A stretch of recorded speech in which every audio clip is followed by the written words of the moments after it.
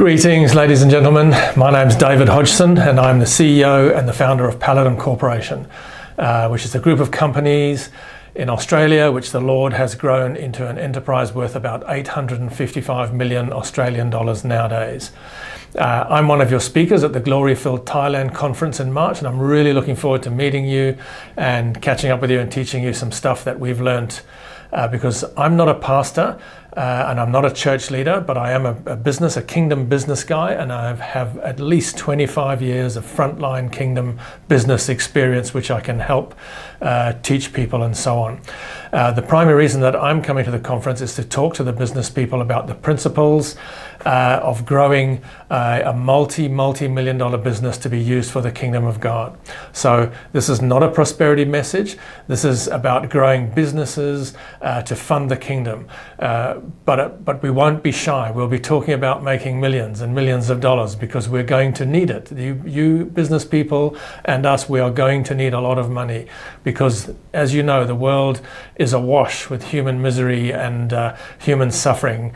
All the things that Jesus campaigned against, such things as poverty, homelessness, unemployment, unsustainable debt, trafficking, substance abuse, that's drug addiction and so on, domestic violence, family breakdown, suicide, slavery, child prostitution, radicalization, wars, refugees, you name it. All these things Jesus campaigned against, and they are directly caused by a Babylonian culture of greed and corruption and self-centeredness, which dominates the marketplaces of all the nations of the earth today.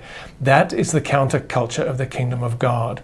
Okay, so Jesus taught us that the kingdom culture is one of caring and sharing, and that always leads to universal prosperity and human flourishing.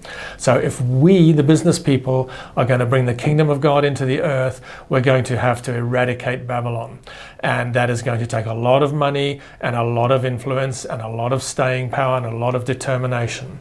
Okay, it's up to us business people to generate this money for the changing of that culture. We're doing this every day in Australia, and because of this, the Lord has applied His favor to our businesses, and they have multiplied into hundreds of millions, way beyond our own abilities.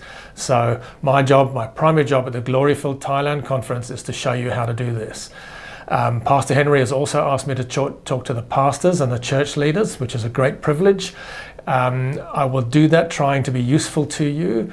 Well, I guess one of the primary challenges I find that pastors face around the world is how to get their business people to engage in the funding the funding of the expenses and of the vision of the local church.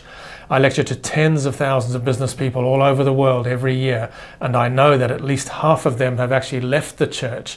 And usually it's because they say their pastor only wants for their money, or because the church is a bad business model, or it's a bad steward of funds, or whatever their reasons are.